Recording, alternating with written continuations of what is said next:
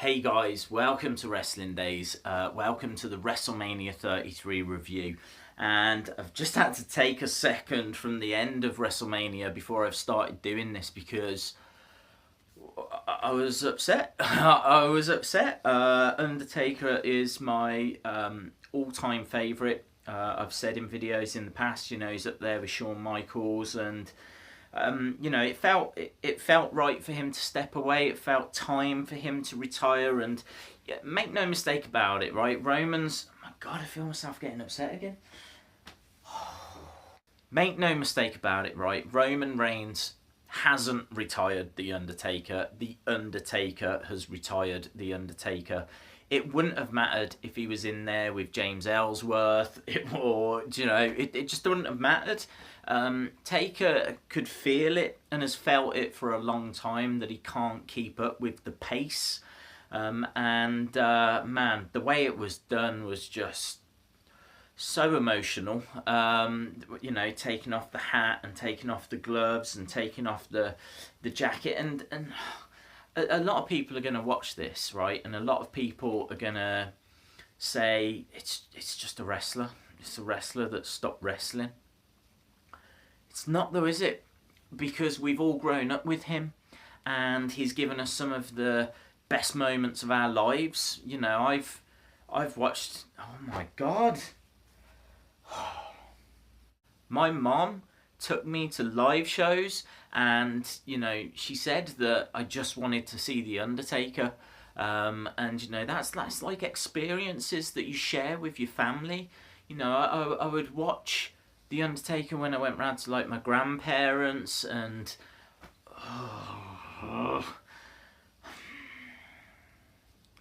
one of my favourite memories is watching WrestleMania 25 and that Undertaker Shawn Michaels match, and I watched it in the house that I grew up in Stourbridge, where my family don't live there anymore, and that is one of my favourite moments because it reminds me of where I grew up, and we all share those kind of memories, and it's hard. It's really.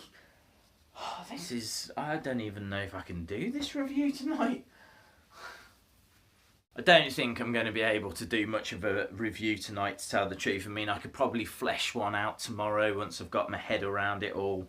So let's just go through and see what we can throw together. Shane versus AJ, weird that it started the show, but there were some really great moments. I really liked the one-armed Styles clash. I thought that the coast to coast was a cool spot as well. Obviously the shooting star from Shane, which missed.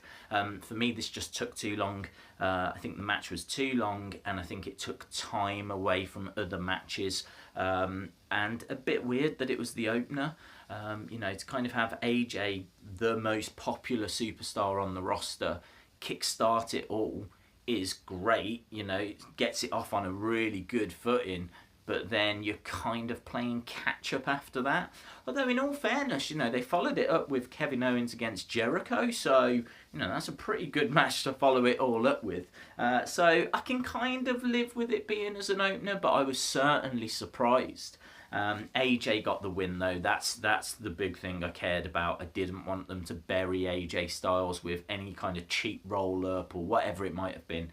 And thankfully they didn't. AJ got the victory in what was a very good match. Shane, I think, looked excellent in it. Next we had Jericho against KO. We had the inflatable list of Jericho. We had the light up scarf. We had the countdown as well for his entrance, which I thought was really cool. This match was really strong. We knew it would be. It obviously couldn't steal the show because the show had the return of the Hardys and it had the retirement of The Undertaker. So, it never was going to be able to do that. But I thought it was solid.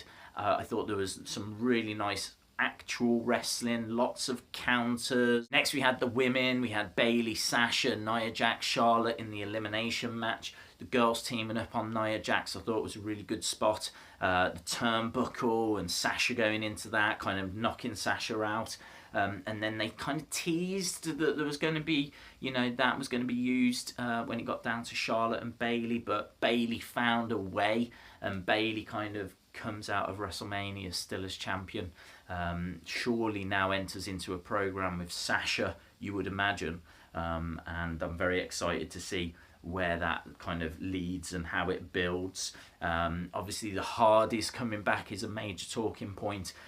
This ladder match was brilliant, lots of action, lots of fun, lots of high spots, but I just couldn't get past the fact the Hardys were there, and actually the Hardys ended up winning it.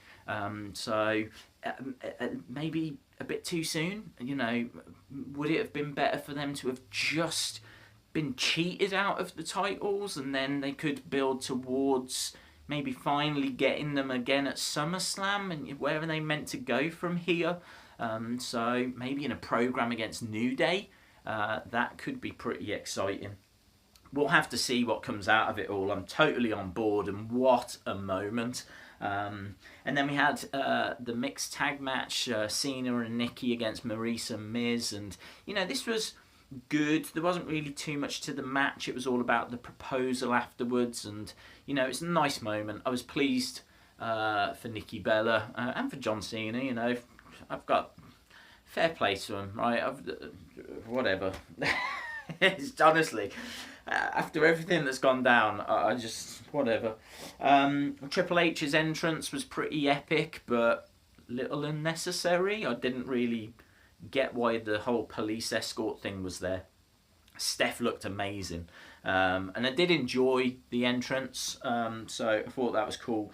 Seth Rollins coming down in that kind of gold attire, which I thought was quite nice. This was a brutal match. Obviously the sledgehammer getting involved, Steph ending up going through a table. It was good. Again, felt like it dragged a little in places. I would say any match that involved a McMahon went on a little bit too long. But yeah, this was good, and the right person won. Seth Rollins found a way, got the victory, hit the pedigree in what was a really cool moment, and yeah, brilliant. What wasn't brilliant was the next match, and that was Bray Wyatt against Randy Orton. When Wyatt was coming out, I was thinking to myself, he feels like a champion. You had all the fireflies, and he had brilliant ring gear, and he talks about feeling stronger and having the power of Sister Abigail and all of that stuff, and it's good stuff. It's really good stuff. And then when they were putting the graphics onto the ring, it was weird, really weird, but I was into it if it meant that this was all, part of the new Bray Wyatt, and then he gets hit with an RKO and loses. And so I don't understand, have we just been building Bray up just to feed him to Randy Orton? Orton reckons he's got another 10 years in him, which is great, lovely. But I don't want to see Randy Orton at the top of the mountain for the next 10 years. I want to see Bray. I just don't get it. I don't understand why Bray Wyatt had to lose this match. I don't understand why, he's stronger than ever, and we've had all that to do with Sister Abigail, and he just ends up losing to an RKO. Lesnar against Goldberg. This was much better than I anticipated. Lesnar won, which was no great surprise. He ate quite a few spears and a jackhammer as well. But he basically took Goldberg to Suplex City. I think we got to 10. I remember 10 chants, and it's all a little bit fuzzy. I made a few notes throughout, but yeah, it was good. Better than anticipated. Women's match, Naomi obviously getting the victory here in what was fun. I remember everyone getting a few moments. I remember a crossbody, was it, from Naomi to the outside? Some nice reversals. I remember Mickie James. I remember Ellsworth getting involved, almost hitting Becky with no chin music, I think. It was one of those. There was so much that had been going on that, this kind of passed me by. Nice for the local kind of crowd, because obviously Naomi is from the area. But yeah, this kind of fell a little flat, but no one's fault. It's just because of everything else that had been going on. And then obviously we get to the end, and as you said at the start of this, it doesn't. Roman will claim that he retired the Undertaker, but he didn't. The heat on Roman is going to be nuclear, and I just can't believe that they haven't turned him heel or done anything. Perhaps tonight it was all about the Undertaker stepping away, and perhaps this story of him turning heel will flesh out in the coming days. Obviously no Nakamura, no Samoa Joe, which I thought was really weird. But do you know what? This WrestleMania had enough. I think I might dig into the matches a little bit more and talk about things a little bit more. But for me, the takeaways are that this was a very solid WrestleMania. There was very little that I didn't enjoy. There was obviously criticisms. My big criticism being Bray Wyatt losing to Randy Orton. That's the real thorn that sticks into my side. Match wise, I thought all the matches had something, but the ones that I struggle with the most are probably the Cena Miz match. Doesn't really stick in my mind that much, and I just think that the SmackDown Women's was just there as buffer. And in fact was originally scheduled to be on the pre-show, so I don't think they had the highest of hopes for it anyway. And it was fine, don't get me wrong, it just everything that went on. I would give this WrestleMania about an 8 out of 10, and the takeaways obviously are the Hardys coming back and the Undertaker stepping away. So we lose an Undertaker but potentially gain a brother Nero. Awesome, guys. I'd love to know your thoughts on WrestleMania. Drop it in the comments below. If you like the video, then please give it a like.